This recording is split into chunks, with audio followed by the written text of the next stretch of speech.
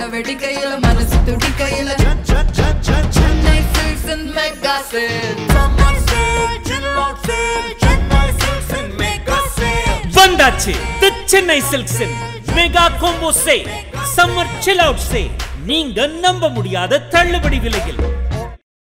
நடிகர் தனுஷ் தமிழ் சினிமாவில் தன்னுடைய கடின உழைப்பால் முன்னேறி இப்போ தனக்காக ஒரு மிகப்பெரிய ரசிகர் பட்டாளத்தையே கூச்சிருக்கக்கூடிய ஒரு மிக முக்கியமான நடிகர் மட்டும் கிடையாது, பாடலாசிரியர், பாடகர், அது மட்டும் இல்லாமல் ஒரு மிக முக்கியமான இயக்குனராகவும் இப்போ அவர் ஒர்க் பண்ணிகிட்டு இருக்காரு.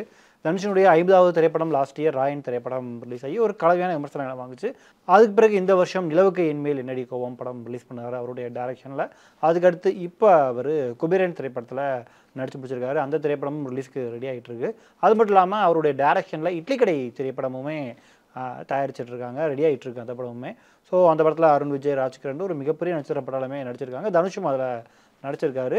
இதுக்கு பிறகு அவர் எந்தெந்த படங்களில் நடிக்க போகிறார் அப்படின்ற அப்டேட்ஸும் வந்துக்கிட்டே இருக்குது. ஏன்னா பயங்கரமாக ஒரு மிகப்பெரிய பிளானோட தனுஷ் ஒர்க் பண்ணிகிட்டு இருக்காரு அப்படின்னே சொல்லலாம். தமிழ் சினிமாவில் நிறைய வெற்றி படங்களை கொடுத்த இயக்குநர்கள் யார், புதுசாக வரவங்க யார் ஹிட் கொடுக்குறாங்க, அவங்ககிட்ட நல்ல கதை இருந்தால் அவங்க கூட ஒர்க் பண்ணலாம் அப்படின்னு கதைகளை நிறைய கேட்டு அடுத்தடுத்த படங்களை ஒர்க் பண்ணிகிட்டு இருக்காரு.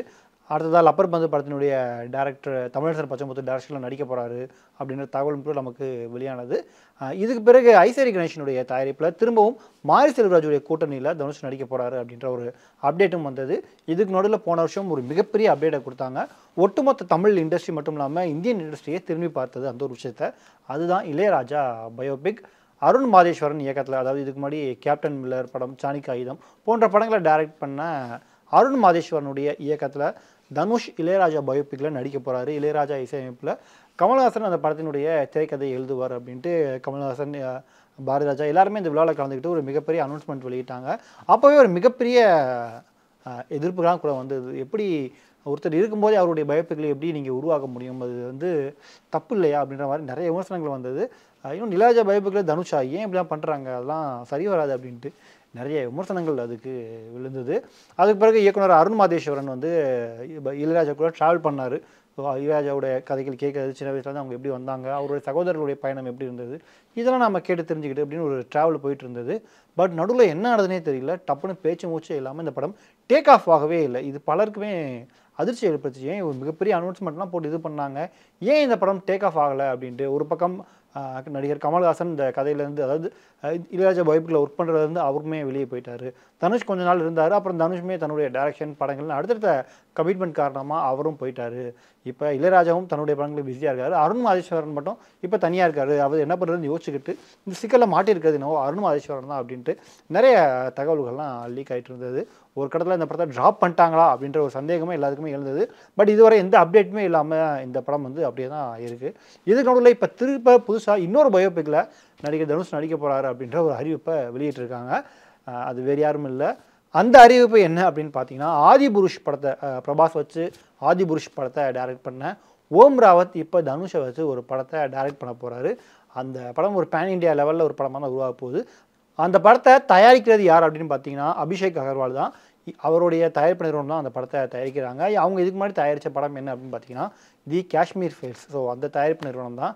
ஸோ காஷ்மீர் ஃபைல்ஸ் படத்தினுடைய தயாரிப்பாளர், ஆதிபுருஷ் படத்தினுடைய இயக்குனர், இவங்க 2 பேரும் சேர்ந்து தனுஷை வச்சு டைரக்ட் பண்ணக்கூட அந்த படம் தான் Kalam the missile man of India படத்தை அவங்க தனுஷை வச்சு டைரக்ட் பண்ண போகிறாங்க.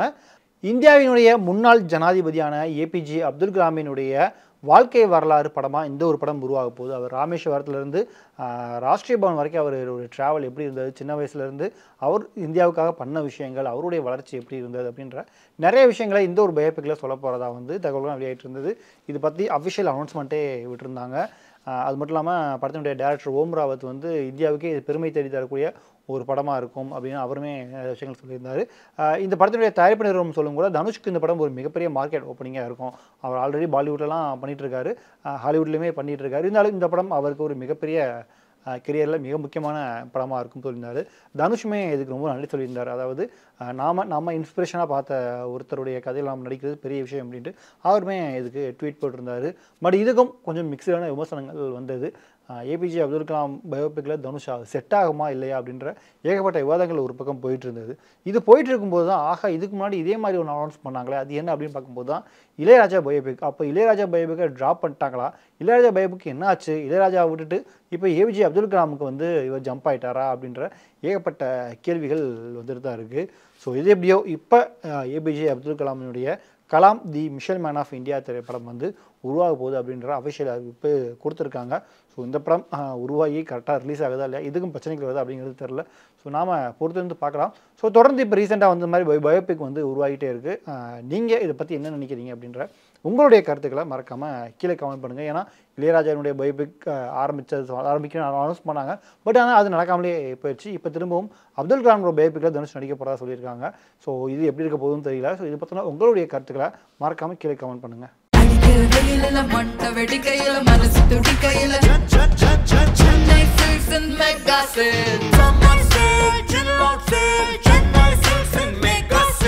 வந்தாச்சு தி சென்னை சில்க்ஸின் mega combo sale, summer chill out sale. நீங்க நம்ப முடியாத தள்ளுபடி விலையில்